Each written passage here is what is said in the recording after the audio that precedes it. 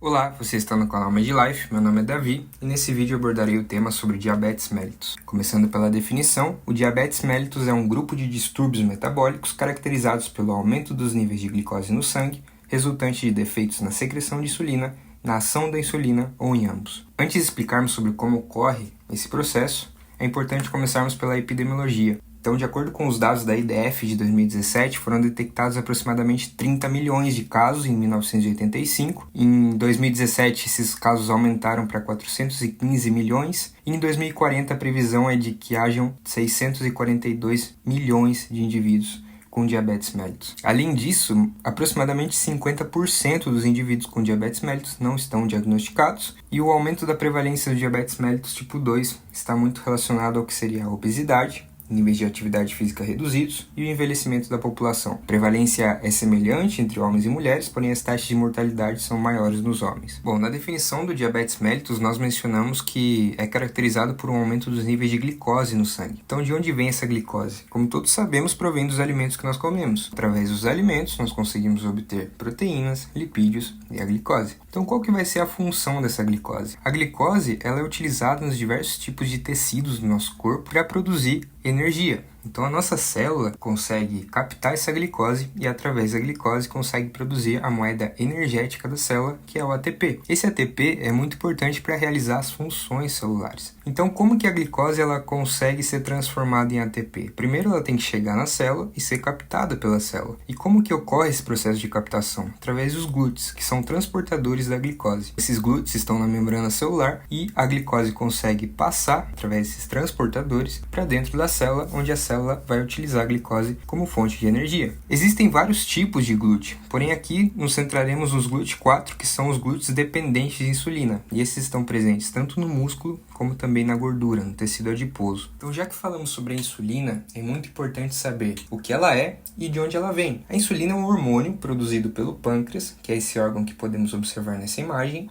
e o pâncreas ele tem uma função exócrina e uma função endócrina. A função exócrina do pâncreas é aquela que ajuda no processo digestório através da produção e secreção de enzimas e algumas outras substâncias que vão diretamente através do ducto pancreático para a luz do adenal. Enquanto a função endócrina podemos entender melhor nessa imagem, onde representa uma estrutura microscópica do pâncreas. Então aqui podemos ver a ilhota pancreática, que contém diversos tipos de células. As células alfa, que secretam glucagon, as células beta, que produzem a insulina, e as células delta, que produzem a somatostatina. Que vimos que a insulina provém das células beta pancreáticas. Agora, como ocorre esse processo de secreção da insulina através das células beta pancreáticas? Então, quando nós ingerimos algum tipo de alimento que é rico em glicose, os níveis de glicose aumentam no nosso sangue. Então, através dos GLUT2, a glicose consegue entrar na célula e ser utilizada para a produção de ATP. Esse ATP vai inibir os canais de potássio sensíveis ao ATP. E esse processo inibitório vai alterar a voltagem da célula, estimulando os canais de cálcio dependentes de voltagem. E ocorre então a despolarização. Então essa despolarização faz com que os canais de cálcio se abram,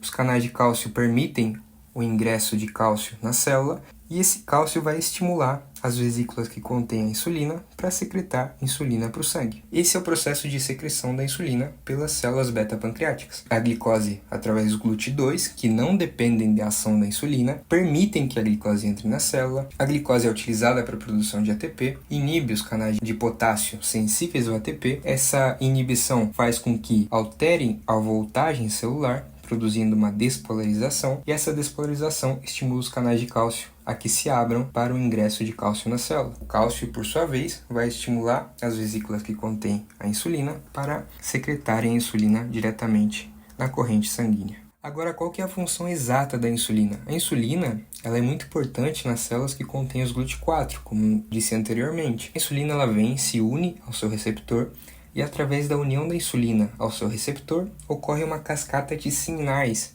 ou seja, ocorrem modificações intracelulares que fazem que os GLUT4 presentes em vesículas dentro da célula se expressem na membrana celular e permitam então que esses GLUT4 façam com que a glicose entre na célula. Então é muito importante nas células que contêm os GLUT4, porque os GLUT4 são dependentes da ação da insulina. Sem a insulina, os GLUT4 eles não conseguem se expressar na membrana, e se não se expressam na membrana, a glicose não pode entrar. Então aí já vamos entendendo mais ou menos o conceito do diabetes mellitus. É muito importante falar sobre toda essa função da insulina, como ela é secretada, como que ela vai exercer sua função, porque através disso podemos entender a fisiopatologia do diabetes mellitus. Já veremos que existem vários tipos de diabetes mellitus, porém a explicação está aqui. Se a insulina ela não consegue exercer sua função porque ela não consegue se unir nos receptores, os GLUT4 eles não conseguem se expressar na membrana. E se os GLUT4 não se expressam na membrana, a glicose não entra na célula. E se a glicose não entra na célula, aumenta a concentração de glicose no sangue.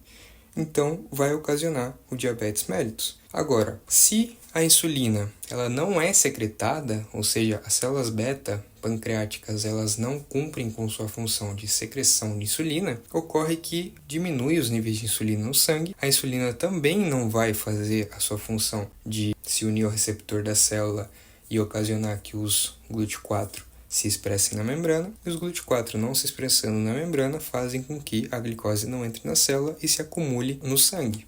De acordo com a Associação Americana de Diabetes e a OMS, Organização Mundial da Saúde, classificam o diabetes mellitus em tipo 1, tipo 2, gestacional e outros tipos. O diabetes mellitus tipo 1, de acordo com sua etiologia, pode se classificar em tipo 1A, onde os nossos próprios anticorpos atacam as células beta-pancreáticas, por isso é de etiologia autoimune. O tipo LADA, que é diabetes autoimune latente em adultos, ou seja, o mesmo processo, porém ocorre em adultos.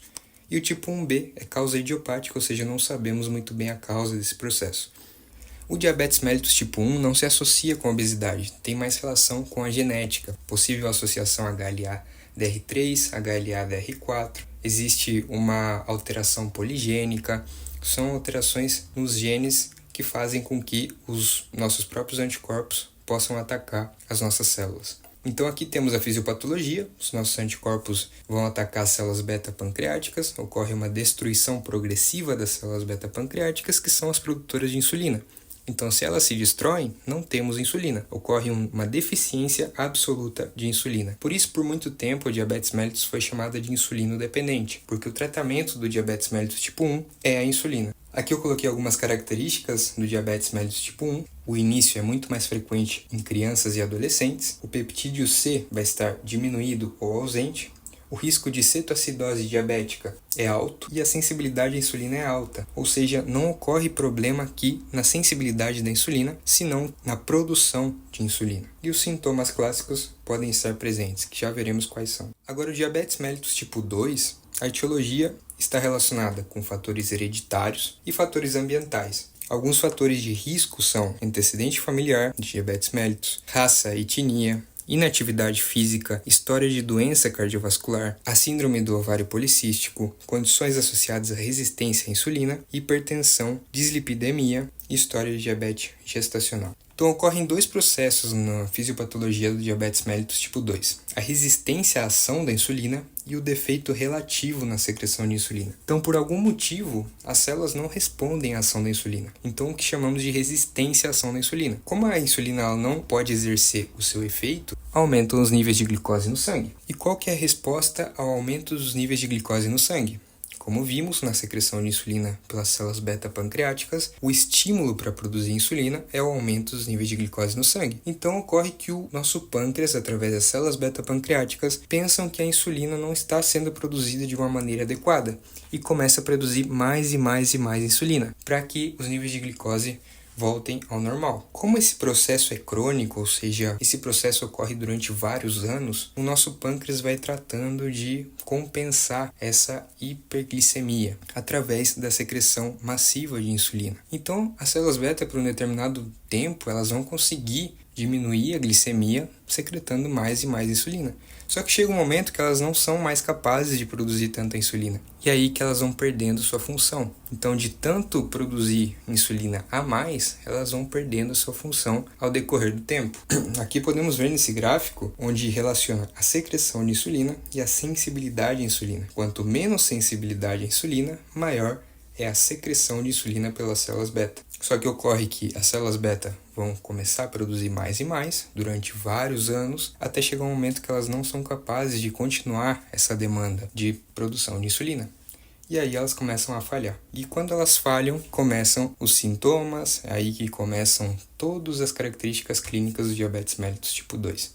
Por isso que o diabetes mellitus tipo 2 é assintomático durante vários períodos de tempo. Algumas características: o início em adultos, mais de 40 anos, é um início gradual, como vimos. O peptídeo C vai estar elevado e logo diminuído, porque o peptídeo C ele representa a secreção de insulina. Primeiro ele vai estar elevado, porque a insulina vai estar sendo produzida de uma maneira excessiva pelas células beta, como resposta à hiperglicemia, e logo diminuído, porque as células beta perdem sua função. O risco de cetoacidose diabética é baixo, e a sensibilidade à insulina também é baixa, e os sintomas clássicos também podem estar presentes. Então, vamos ver quais são esses sintomas clássicos. Os sintomas clássicos são as 4P. Quais são as 4P? A poliúria, polidipsia, polifagia e perda de peso. Esses sintomas são característicos da hiperglicemia. A poliúria é explicada porque, ao aumentar os níveis de glicose no sangue, mais glicose vai estar sendo filtrada pelo rim e mais glicose vai ser eliminada pela urina.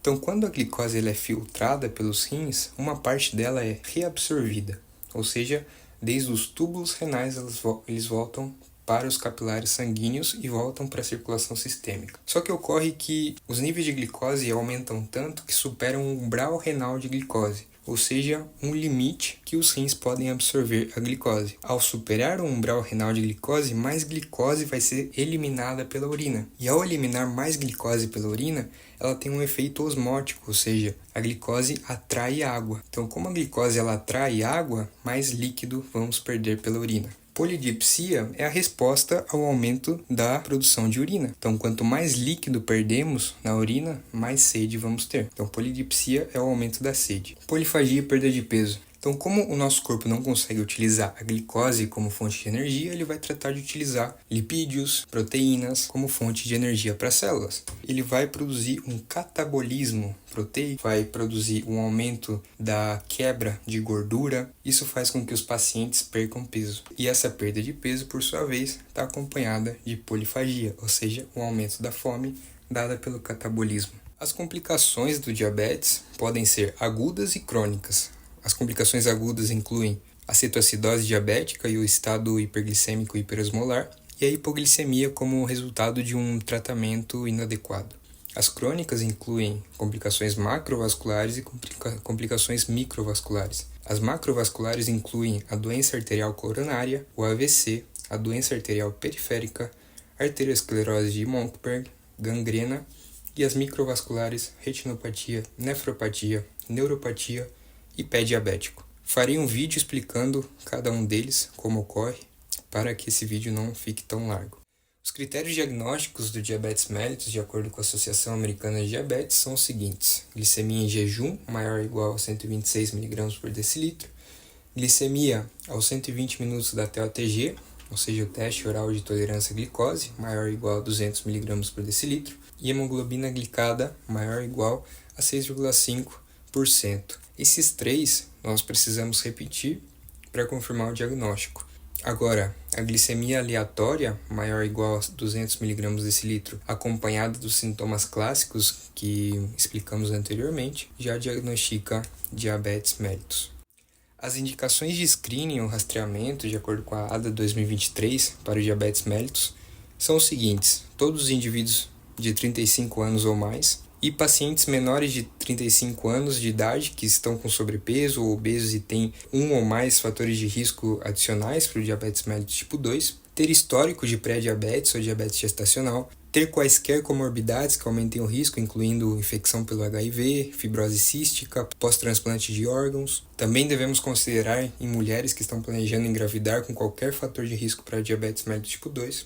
E aqui temos um algoritmo para o diagnóstico de diabetes mellitus. Primeiro nos perguntamos se existem sinais ou sintomas de hiperglicemia. Se sim, fazemos uma glicemia aleatória. Se dá mais de 200 mg decilitro, já confirmamos o diagnóstico de diabetes mellitus. Se não, nos perguntamos se o paciente é obeso, ou tem fatores de risco, ou tem mais de 35 anos, onde podemos fazer a glicemia em jejum, a TOTG com glicemia de 2 horas, e a hemoglobina glicada também para ver os valores e confirmar o diagnóstico de diabetes mellitus. Lembrando que esses exames, a hemoglobina glicada, glicemia em jejum e a TOTG, necessitam de uma repetição para confirmar o diagnóstico de diabetes mellitus. Aqui temos os diferentes valores de diabetes mellitus, pré-diabetes e valores normais.